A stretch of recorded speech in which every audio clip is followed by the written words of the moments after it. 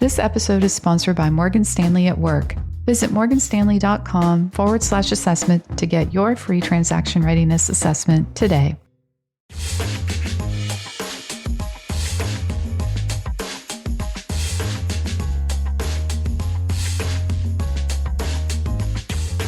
Hello and welcome back to Equity, the TechCrunch Podcast, where we unpack the numbers and the nuance behind the headlines. This is Alex. Good morning. Today is February 21st, 2024, and welcome to our Wednesday show, where we dig into critical startup and venture capital stories from the week thus far. Now, if you were with us yesterday, you're probably asking, hey, it's a holiday week. Has enough stuff actually happened to warrant another show? And the answer is yes, quite a lot has happened, and we are going to talk about it. On the show today, we have AI in language learning, a neat startup that wants to automate due diligence, Reddit IPO news, and then 2 new venture funds for your notebook. Let's go. First on the docket for the startup category, we have a company called Lura. That's Loora. Why is it in the news? Well, the company announced today that it just closed a $12 million Series A.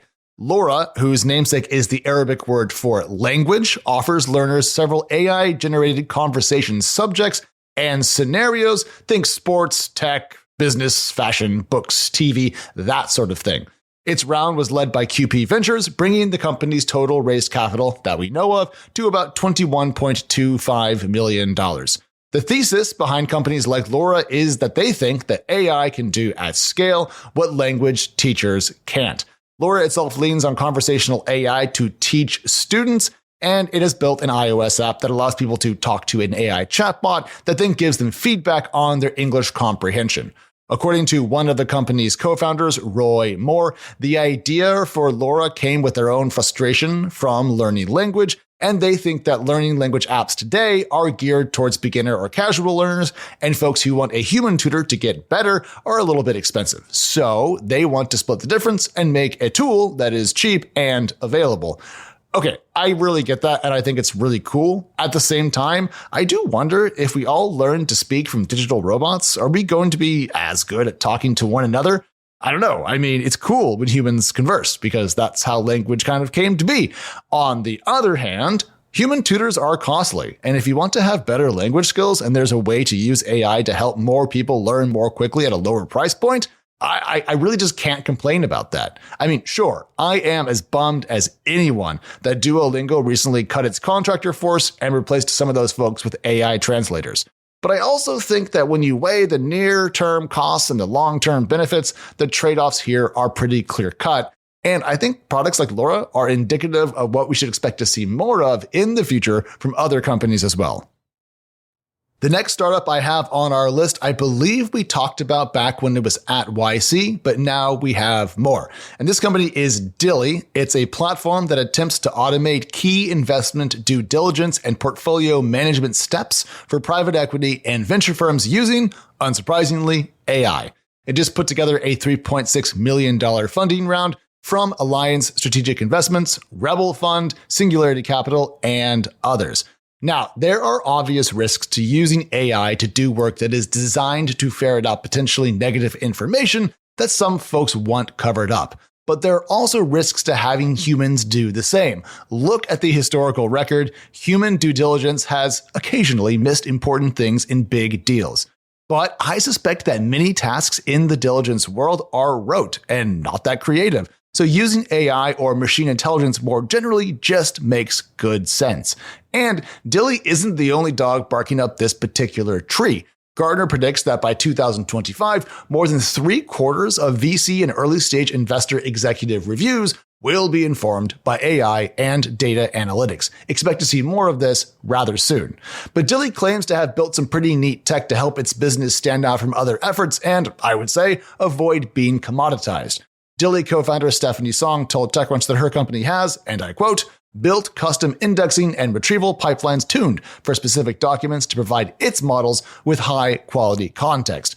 Why does that matter? Well, it means that Dilly can rip data out of unstructured documents, which is pretty cool and does delete tasks for humans. The proof here will be in the revenue pudding, but I appreciate what Dilly is doing and the small joke that its name contains. Is your company planning to go public or conduct a shareholder liquidity program within the next 18 to 24 months? Did you know that proactively planning for your next private company liquidity event or IPO can help you maintain greater control over timelines and outcomes?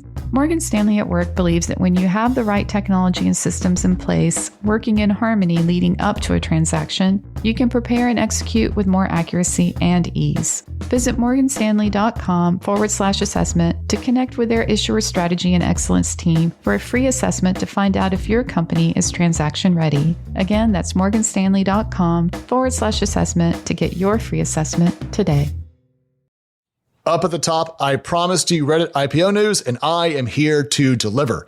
The Wall Street Journal reports that Reddit intends to reserve a chunk of shares in its upcoming IPO for 75,000 of its most active users. Okay, a couple of things here. First, the fact that this sort of story is coming out is indication that Reddit really is making progress towards going public. No BS this time. It will probably do it. I'm going to say an 80% chance. Essentially, this is a smoke and fire situation. If we're seeing stories come out about the Reddit IPO process, it means the Reddit IPO process is actually moving forward. Second, that we're not done seeing bits of innovation in the IPO process. After the SPAC meltdown, you might think that innovation in the act of going public is a bad idea. But what tech companies often have that their peers might outside of the industry are dedicated users who make for good, if non-traditional IPO investors. So let's let Reddit run this experiment before we judge it. It may be that core users of a service are even better initial public shareholders than institutions. Conventional wisdom says no, they're not. But then again, who cares what conventional wisdom says? We are expecting a Reddit S1 in March, which is just around the corner. And no, I am not jumping up and down in my chair demanding that March get here sooner. Before we talk venture capital news, I have one more note on a startup for you, and it's a company called Optimus. It's like bio and Optimus smooshed together with one O. And TechCrunch writes that it wants to apply everything we've collectively learned about AI models over the past few years with a narrow, exclusive focus on biology. The company just raised $35 million and is a spinout from a company called Alkin, but it wants to build foundational AI models for biology.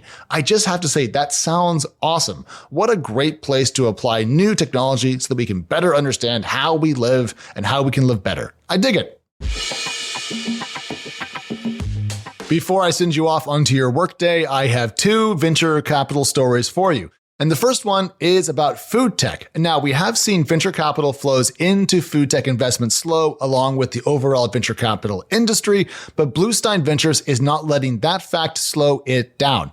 The Chicago-based early-stage venture capital firm closed on $45 million in capital commits for its Fund 3, so you know that I love this because it's early stage, it's Chicago, and I love to eat. Now, founded back in 2014, Bluestein Ventures is actually a bit of a family affair. It's co-managed by Andrew Bluestein, and the Bluestein family office anchored its first couple of funds. What's notable about this third fund is that it includes external capital as well. And to close us out, Partech has closed its second Africa fund, named Partech Africa 2. It's a 280 million euro vehicle, or just over $300 million. And this news comes just 1 year after it reached its first close.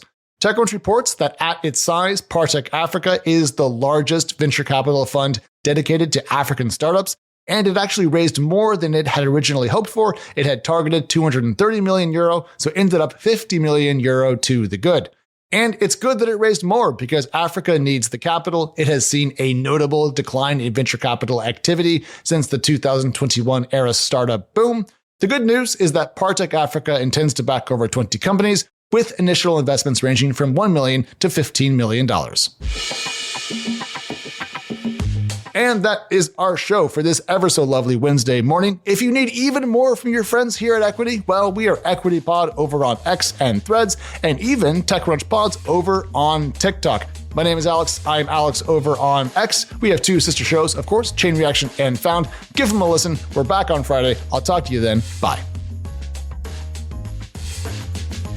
Equity is hosted by myself, Alex Wilhelm, and TechCrunch senior reporter, Mary Ann Azevedo. We are produced by Teresa Loconsolo with editing by Kel. Bryce Durbin is our illustrator, and a big thank you to the audience development team and Henry Picavet, who manages TechCrunch audio products. Thank you so much for listening, and we'll talk to you next time.